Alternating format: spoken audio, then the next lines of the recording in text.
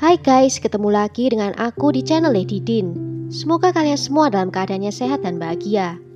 Kali ini aku mau membahas cerita viral tentang seorang pria tampan yang berpura-pura menjadi miliarder dan berhasil menipu banyak wanita. Bagaimana kisah lengkapnya? Tanpa basa-basi lama-lama, kita langsung masuk ke ceritanya ya. Sebelumnya, jangan lupa untuk subscribe dulu channel ini dan nyalakan lonceng notifikasinya supaya kalian tahu video terbaru dari aku.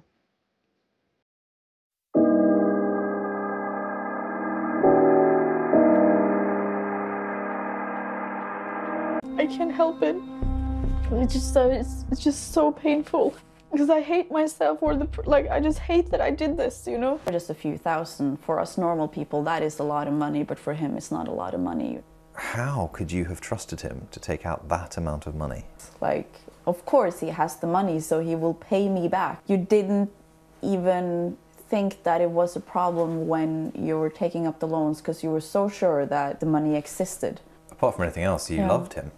Yeah, I think that's the hardest part of it. Simon Leviev lahir pada tanggal 27 September 1990 dengan nama asli Simon Hayut di sebuah kota bernama Bnei Brak, tepat di sebelah timur Tel Aviv di Israel. Dia mengubah nama belakangnya menjadi Leviev untuk berpura-pura menjadi putra taipan berlian Israel, yaitu Lev Leviev. Kenyataannya dia adalah seorang penipu yang tinggal di sebuah apartemen sederhana layaknya rumah susun. Dia berasal dari keluarga Yahudi Ortodoks di pemukiman padat di Tel Aviv. Keluarganya sederhana karena ia adalah putra seorang rabi. Namun kelakuannya sudah nakal sejak remaja. Bahkan sering terlibat masalah hukum. Saat dia berusia 20 tahun dan bekerja menjadi penjaga anak, dia sempat terekam kamera CCTV sedang mencuri cek dari keluarga tempat dia bekerja. Dia juga pernah mencuri cek dari rekan kerjanya dan pernah memaksa temannya itu untuk berinvestasi dalam usaha yang tidak pernah ada. Ketika polisi akan menangkap dirinya, dia memasukkan identitasnya dan pergi ke Eropa. Setelah melarikan diri dari Israel pada tahun 2011 karena kejahatan yang berkaitan dengan penipuan, Simon pindah ke Finlandia. Dan itu menjadi lokasi pertama dia memulai modus penipuannya. Saat itu usianya di awal 20 tahun. Modus pertama adalah mencari wanita yang cocok di aplikasi kencan online Tinder, mencoba meyakinkan mereka kalau dia adalah pewaris kaya raya, dan mengajak mereka untuk melakukan hubungan jarak jauh.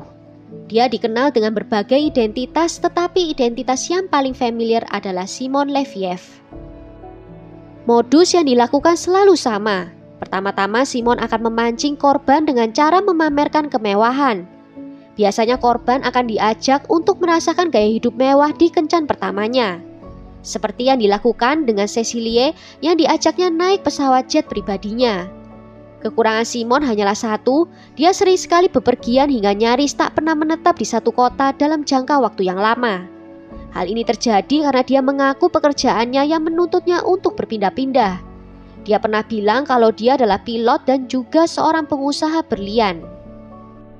Ketiga wanita yang menjadi korban dari Simon berasal dari 3 negara yang berbeda, yaitu Cecilie Fjellhoy, Pernilla Sjöholm, dan Eileen Charlotte. Ketiganya berkenalan dengan Simon melalui aplikasi Tinder. Ketiga wanita itu menyebut Simon adalah pria yang penyayang, romantis, penuh perhatian, dan berjanji akan menikahi masing-masing dari wanita itu.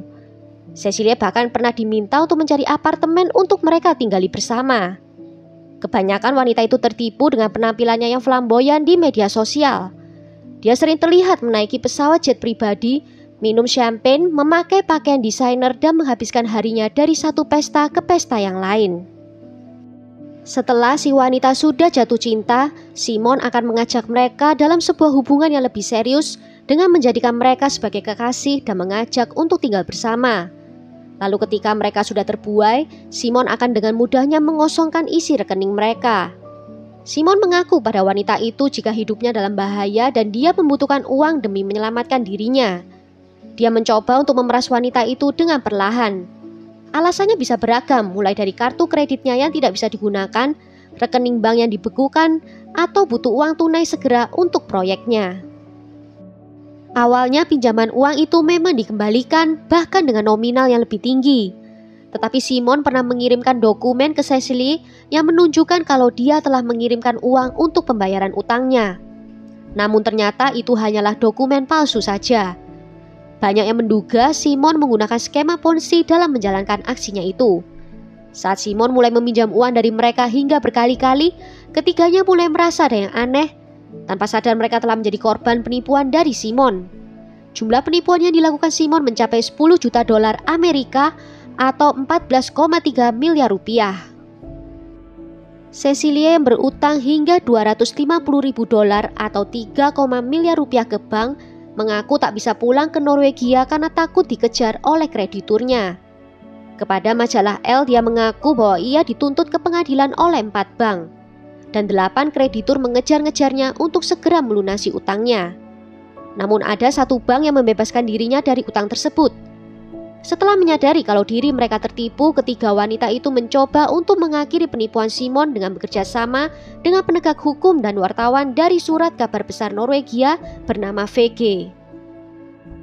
Bukti rekening bank Cecilia juga menunjukkan kalau Simon ada menggunakan uangnya untuk membeli tiket pesawat atas nama Pernilla Sjöholm.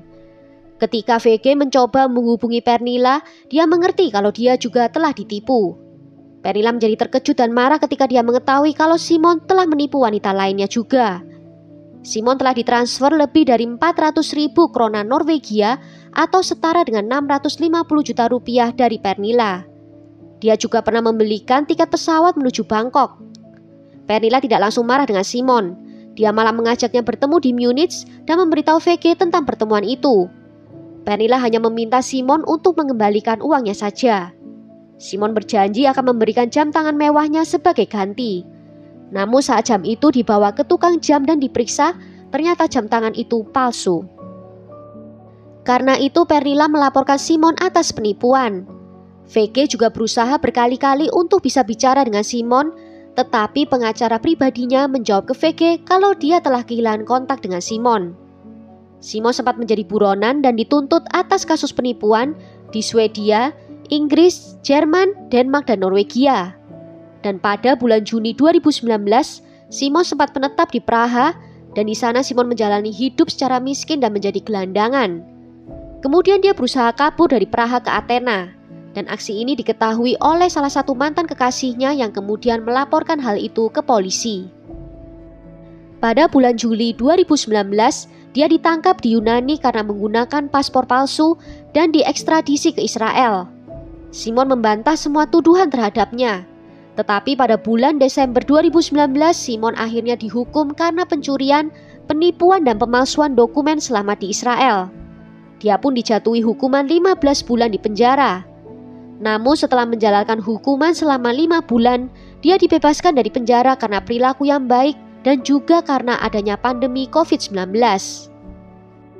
Setelah dibebaskan, dia kembali menjalani kehidupan yang mewah dan bekerja sebagai konsultan finansial dan bisnis. Simon juga tidak mengakui telah menipu wanita yang ditemuinya di Tinder dan mengajukan tuntutan balik ke Cecily dan Pernilla. Kisah hidupnya ini difilmkan oleh Netflix dengan judul Tinder Swindler, dan semenjak film itu dirilis, akun Tindernya dihapus oleh pihak Tinder. Pihak Tinder juga tengah melakukan investigasi agar hal serupa tidak terulang lagi.